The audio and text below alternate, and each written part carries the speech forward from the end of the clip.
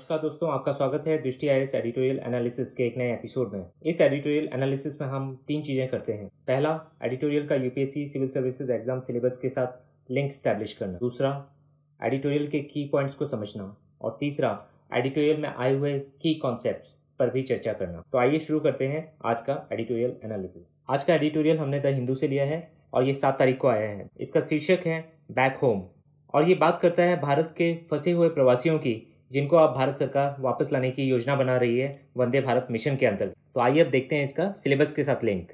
तो ये directly link होता है जीएस पेपर 2 के साथ, जहाँ की इंटरनेशनल रिलेशंस यानी कि अंतर्राष्ट्रीय संबंध एक टॉपिक है और इसके अंतर्गत bilateral, regional and global groupings agreements involving India and और अफेक्टिंग इंडियाज इंटरेस्ट एक सब टॉपिक है। और दूसरा सब टॉपिक है effects of policies and politics of developed and developing countries on India's interest and Indian diaspora.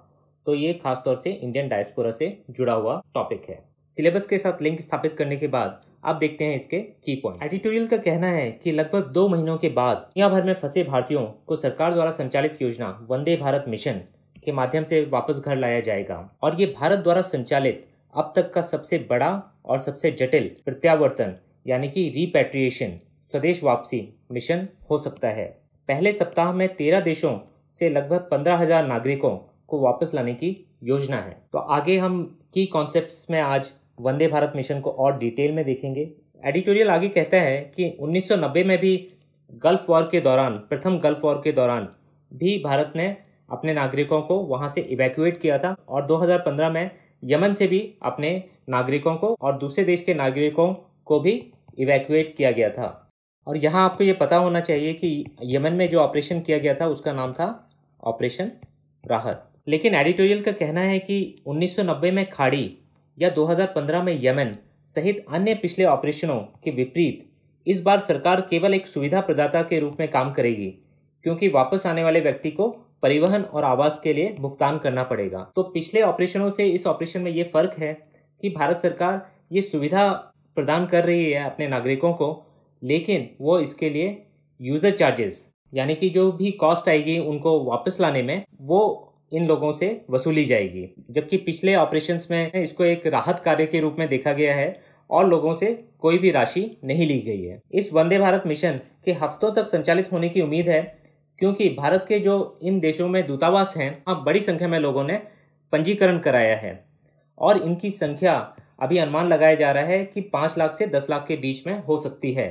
तो ये एक बहुत बड़ी संख्या है। अगर हम खाड़ी युद्ध के समय से कंपेयर करें तो तब करीब 1,70,000 लोगों को इवैक्यूएट किया गया था और अभी जो संख्या सामने आ रही है कि वो करीब 5 लाख से 10 लाख के बीच में कुछ भी हो सकती है। आगे एडिटोरियल बताता है कि फंसे हुए लोगों में शामिल हैं बिजनेस ट्रैवलर्स यानी कि जो लोग कारोबार के लिए यात्रा कर रहे थे, और टूरिस्ट जो समय पर वापस नहीं लौट पाए, क्योंकि यात्रियों के साथ वापस आने वाली आखिरी उड़ानों की अनुमति केवल 22 मार्च तक थी और उसके बाद से भारत में लॉकडाउन की घोषणा हो गई थी, जिसमें कि बाहर से आने वाली सारी उड़ानों को बंद कर दिया गया था। इनके अलावा वैसे छात्र भी शामिल हैं जो कि बाहर पढ़ाई कर रहे थे, लेकिन अब उनके एजुकेशनल इंस्टीट्यूशंस हैं वो बंद हो गए हैं या उनके हॉस्टल्स खाली करवा दिए गए हैं और अब ऐसे छात्र भी वापस आना चाह रहे हैं। चिंताजनक बात यह है कि प्रोफेशनल्स और लेबरर्स जो कि वैश्विक लॉकडाउन के आर्थिक प्रभाव के कारण अपनी नौकरी खो चुके हैं, वो भी अब वापस आना चाह रहे हैं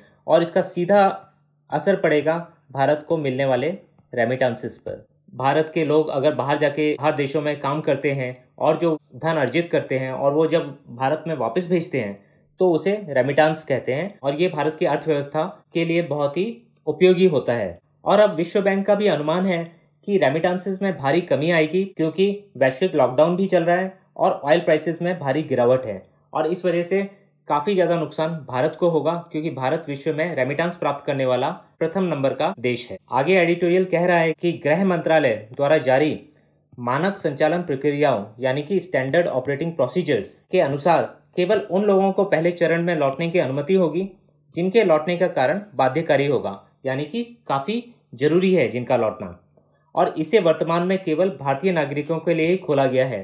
भारत ने जब भी ऐसे ऑपरेशंस चलाए हैं तो भारत ने न केवल अपने नागरिकों तक राहत पहुंचाई है, उन्हें वापस लेके आए हैं, बल्कि विदेशी नागरिकों की भी हमेशा मदद की है। लेकिन फिलहाल के लिए भारत ने ये सुविधा अभी अपने नागरिकों के लिए ही खोली है पहले चरण में, और इनमें वो लोग शामिल होंगे जिनके वीजा की अवधि समाप्त हो रही है, या जो डिपोर्टेशन यानी निर्वासन का सामना कर रहे हैं, या जिनके परिवार किसी इमरजेंसी सिचुएशन यानी कि आपात स्थिति, या कोई प्रेग्नेंट महिला, या कोई मेडिकल इमरजेंसी से ग्रस्त रोगी, ऐसे मुद्दों का जो लोग सामना कर रहे हैं, और वही छात्र जो अपने रहने का स्थान खो चुके हैं, यानी कि उनको हॉस्टल्स से बाहर किया जा चुका है, उनके हॉस्टल्स बंद हो गए हैं, ऐसे लोगों को प्राथमिकता दी जाएगी। लेकिन सरकार ने इन लोगों के लिए भी कठोर शर्तें रखी हैं, जिन लोगों को विदेश से अब वापस लाया जाएगा, और वो है कि इन लोगों के लिए 14 दिनों का अनिवार्य संस्थागत संगरोध यानी कि इंस्टीट्यूशनल क्वारंटाइन शामिल होगा। आगे एडिटोरियल में कुछ चिंताएं भी बताई गई हैं। एडिटोरियल का कहना है कि लौटने वाले सभी लोग यात्रा की व्यवस्था और आवास की लागत वहन करेंगे, ये भारत सरकार ने कहा है। लेकिन खाड़ी में रहने वाले उन आर्थिक रूप से कमजोर लोगों का क्या होगा जो अपनी यात्रा के लिए भुगतान नहीं कर सकते हैं? और हमें पता है कि खाड़ी देशों में जो भारत के ज़्यादातर नागरिक काम कर रहे हैं, उनमें से जो मेजॉरिटी है वो ब्लू कॉलर वर्कर्स हैं, यानी कि वो ऐसे वर्कर हैं जो कि अनस्किल्ड या सेमी स्किल्ड हैं, और इस वजह से उनके पास नौकरी के अभाव में वापस आने के खर्चे का भी वहन करना शायद बहुत ही मुश्किल होगा। एडिटोरियल ये सवाल भी उठा रहा है कि क्या ऐसे लोगों को वायरस के अधीन लंबी बेरोजगारी की बुरी स्थिति से जूझने के लिए छोड़ दिया जाएगा? तो यहाँ भारत सरकार को जरूर कुछ पॉलिसी रखनी पड़ेगी कि जिससे ऐसे वर्कर्स को कुछ राहत दी जा सके। जो डिप्लोमेटिक मिशंस हैं, राजनयिक मिशन हैं, उनको भी अनिवार्य मानदंडों को सुनिश्चित करने में परेशानी का सामना करना पड़ेगा, जिनके माध्यम से वापस आने वाले योग्य और प्राथमिकता वाले लोगों का चयन किया जाना है। तो किन लोगों को पहले आने दिया जाए, इसके लिए राजनयिक मिशंस को भी एक अहम भूमिका निभानी होगी कि जरूरत के आधार पे जो सबसे विपरीत परिस्थिति का सामना कर रहे हैं, उन लोगों को प्राथमिकता दी जानी चाहिए। अर्थव्यवस्था को जीडीपी के लगभग 2% के महत्वपूर्ण रेमिटेंस का भी नुकसान हो सकता है, लेकिन कुशल प्रवासियों की वापसी को कई क्षेत्रों के लिए एक अवसर के रूप में भी लिया जा सकता है। तो इसे सिक्के के दो पहलू के रूप में देखा जा सकता है कि एक ओर तो भारत को रेमिटेंस का नुकसान होगा, तो ये सारे लोग जो विदेशों में काम कर रहे हैं और धन अर्जित कर रहे हैं, उन्हें अब वापस लौटना पड़ेगा, क्योंकि वैश्विक मंदी का सामना कर रहे हैं ज़्यादातर देश। लेकिन इसका जो दूसरा पहलू है वो ये है कि ऐसे स्किल्ड लोगों के वापस आने से हो सकता है कि भारतीय अर्थव्यवस्था के लिए एक अपॉर्चुनिटी यानी अवसर का भी काम कर सकती है। लेकिन इसके लिए जरूरी होगा कि भारत सरकार पॉलिसी बनाए जिससे कि ऐसे लोगों की स्किल्स का फायदा उठाया जा सके। और यहाँ एक चाइना +1 मॉडल की भी बात होती है, और चाइना +1 मॉडल है, चाइना को वर्ल्ड की फैक्ट्री कहा जाता है, लेकिन सारे देश अब चाइना से धीरे धीरे अपनी डिपेंडेंस को कम करना चाहते हैं, और वो चाहते हैं कि चाइना के अलावा उनकी मैन्युफैक्चरिंग या उनकी डिपेंडेंस डाइवर्सिफाई हो जाए, दूसरे देशों में भी मैन्युफैक्चरिंग हो। तो वहाँ भारत के लिए एक बहुत ही अच्छा अवसर खुल सकता है, और ऐसे में इन कुशल प्रवासियों के आने से भारत को चाइना +1 मॉडल को भारत के लिए लागू करने के लिए एक अवसर की तरह देखा जा सकता है। एडिटोरियल का कहना है कि जिन लोगों को वापस भारत लाया जा रहा है, ऐसे लोग सरकार के प्रयासों के प्रति जरूर एहसानमंद रहेंगे कि ऐसी कठिन परिस्थिति में सरकार उनको अकेला नहीं छोड़ रही है और उनके लिए हर संभव प्रयास कर रही है। और न केवल सरकार, बल्कि जो भारतीय दूतावास में जो राजनयिक हैं, डिप्लोमेट्स हैं, उन्होंने भी भारत के जो फंसे हुए लोग हैं उन्हें सूचना देने में, भोजन उपलब्ध कराने में और आश्रय प्राप्त करवाने में मदद की है, और वो उनके भी एहसानमंद होंगे। और सबसे ज़्यादा एयरलाइन और नौसेना के कर्मचारी जो संक्रमण के जोखिम के बावजूद इन ऑपरेशनों को अंजाम देंगे, उनके लिए सबसे ज़्यादा एहसानमंद होने की ज़रूरत है, न केवल जो लोग वापस आ रहे हैं बल्कि पूरी भारत की जनता को। आगे एडिटोरियल में कहा गया है कि विदेशों में 10 से 20 मिलियन के बीच भारतीय नागरिक हैं, और अकेले खाड़ी देशों में यानी कि गल्फ कंट्रीज में करीब करीब 3 लाख भारतीयों ने लौटने के लिए पंजीकरण किया है, और लगभग 10,000 लोगों के वायरस के संपर्क में आने का अनुमान है। तो इन सारे फिगर्स से पता चलता है कि स्थिति कितनी गंभीर है। तो भारत के लिए ये एक अभूतपूर्व चुनौती है जिसका अभी तक किसी अन्य देश ने सामना नहीं किया है। यह आवश्यक है कि बड़ी संख्या में वापस आने वाले लोगों की जरूरत के लिए क्वारंटाइन सुविधाओं यानी कि क्वारंटाइन फैसिलिटीज की पहचान की जाए, या उनका निर्माण किया जाए। और इसमें बहुत ज़्यादा जिम्मेदारी राज्य सरकारों के ऊपर भी है। केंद्र सरकार को उनके साथ कोऑर्डिनेट करना है, लेकिन राज्य सरकारों को, क्योंकि वो ग्राउंड लेवल पे काम कर रहे हैं, उन्हें ये कोशिश करनी है कि इन लोगों के आने से पहले क्वारंटाइन फैसिलिटीज़ तैयार हों, ताकि इन्हें जो 14 डेज़ का इंस्टीट्यूशनल क्वारंटाइन कहा गया है भारत सरकार के द्वारा, उसको देने में कोई दिक्कत का सामना ना करना पड़े। और इसके लिए जो भी फैसिलिटीज़ हैं, चाहे वो स्टेडियम्स हों, चाहे वो बड़े बड़े ऑडिटोरियम्स हों, उनको टेम्परेरी तरीके से क्वारंटाइन फैसिलिटीज़ के रूप में कन्वर्ट किया जाना चाहिए। आगे एडिटोरियल कहता है कि विशेष रूप से सरकार को नोवेल कोरोना वायरस की एक दूसरी लहर, जिसको कि सेकेंड वेव भी कहा जा रहा है, ऐसी कोई भी महामारी जब आती है तो वो कई लहरों में आती है। यानी कि फर्स्ट वेव, जिसको हम अभी तक देख रहे थे कोरोना वायरस का भारत में संक्रमण, तो वो फर्स्ट वेव है। अब जब लॉकडाउन में कुछ छूट दी जा रही है तो ऐसा लग रहा है कि एक सेकेंड वेव महामारी की फिर से बढ़ेगी। तो जब तक ये महामारी ख़त्म नहीं हो जाएगी, इस तरीके से कई सारी वेव्स आती रहेंगी जब तक कि कोई वैक्सीन नहीं ढूंढ ली जाएगी।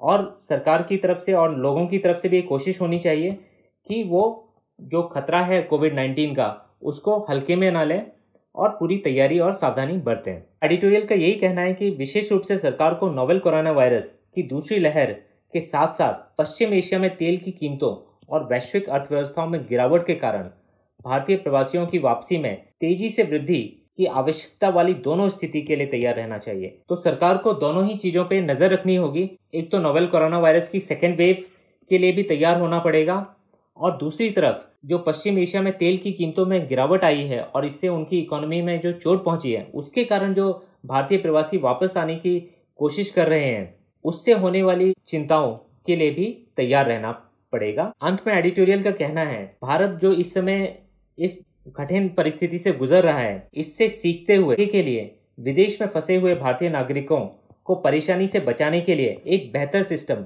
को तैयार करने की आवश्यकता है, जिससे कि वो महीनों तक भारतीय नागरिकों को फंसे रहना पड़ा, वो वापस नहीं आ पाए अपने देश, अपने परिवार के पास, वैसी स्थिति से बेहतर रूप से निपटा जा सके और एक सिस्टम के तहत काम किया जा सके, ना कि हमेशा एक क्राइसिस मैनेजमेंट के तरीके से काम हो। ये बहुत ज़रूरी है कि एक सिस्टम बनाया जाए जिससे कि विदेश में कभी भी भारतीय नागरिक अगर फंसते हैं तो उनको वापस लाने का एक स्टैंडर्ड ऑपरेटिंग प्रोसीजर हो, जिसको फॉलो किया जा सके। ये एडिटोरियल के की पॉइंट्स। अब आगे देखते हैं की कॉन्सेप्ट। आज कॉन्सेप्ट्स टू लर्न में हम देखेंगे वंदे भारत मिशन और evacuation done during first gulf war. तो प्रथम खाड़ी युद्ध के दौरान जो भारत ने इवैक्यूएशन किया था, जो कि अपने आप में एक विश्व कीर्तिमान है, उसके बारे में भी चर्चा की जाए। वंदे भारत मिशन से USA, UK, Kuwait, Saudi Arabia, UAE, Bahrain, Qatar, Oman, Philippines, Bangladesh, Malaysia, Singapore, इन सारे देशों से भारतीय लोगों को वापस लाया जाएगा। और इस टेबल में दिखाया गया है कि किस देश से कितने लोगों को लाया जाएगा, और ये पहले सप्ताह के लिए है। ऐसा अंदाज़ा लगाया जा रहा है कि जितनी संख्या में लोगों को वापस लाना है तो ये मिशन कई हफ्तों तक चलेगा, और कुल मिला के 14,750 लोगों को 7 दिनों के अंदर वापस लाने की योजना है इन देशों से। तो वंदे भारत मिशन एक रिपैट्रिएशन यानी कि प्रत्यावर्तन योजना है, जहां सरकार चरणबद्ध तरीके से जरूरत के आधार पर विदेश में फंसे भारतीय नागरिकों को वापसी की सुविधा प्रदान करेगी। और वंदे भारत मिशन के तहत सरकार कोविड-19 लॉकडाउन के बीच विदेशों में फंसे लगभग 15,000 नागरिकों को वापस लाने के लिए 7 से 13 मई तक 64 उड़ानों का संचालन करेगी।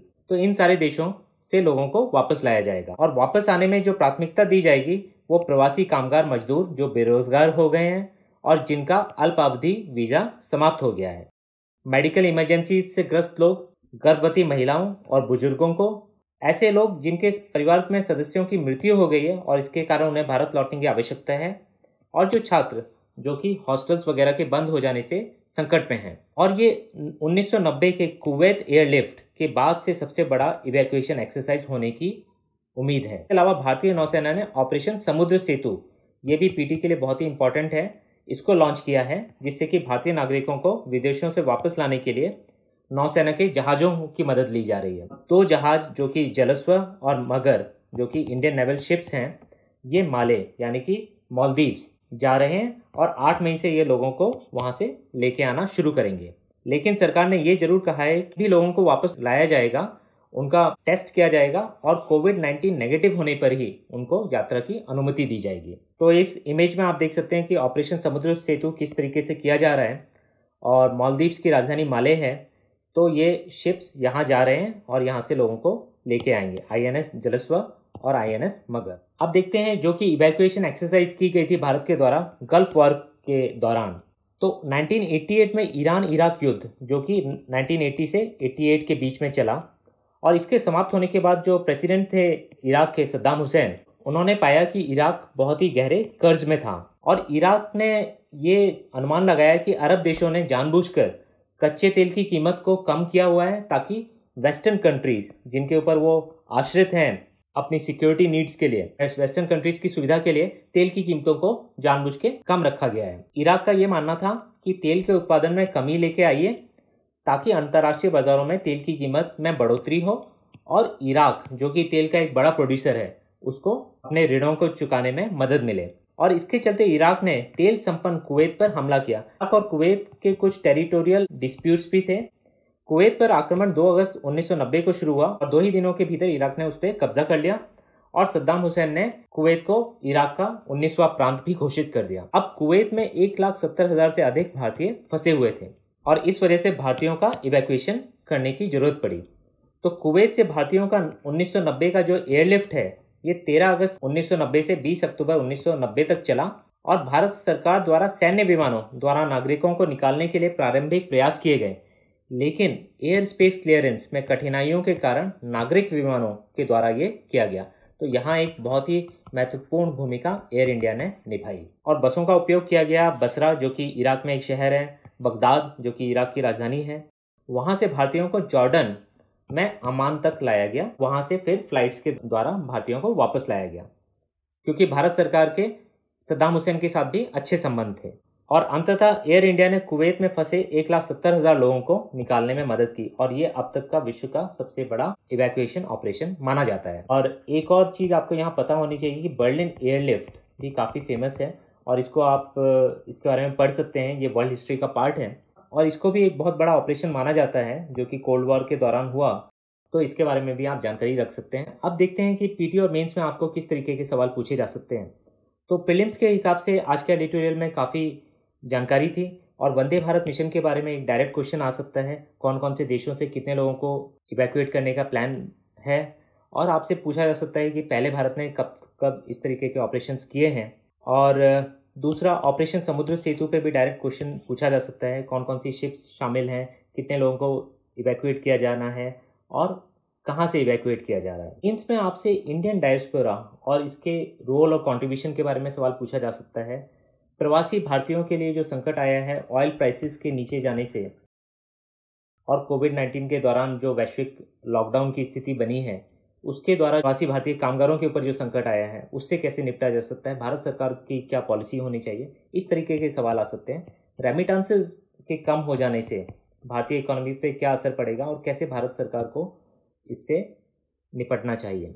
हमें एक सवाल अपॉर्चुनिटी और थ्रेट के ऊपर भी बन सकता है कि जब ये कुशल कामगार विदेशों से भारत वापस आ रहे हैं तो कैसे इसको एक समस्या ना बन के इसको एक अवसर की तरीके से कैसे कन्वर्ट किया जा सकता है। तो इस तरीके के सवालों पे आपको तैयार होना चाहिए। तो ये था आज के एडिटोरियल में, फिर मिलेंगे एक नए एडिटोरियल के साथ। धन्यवाद।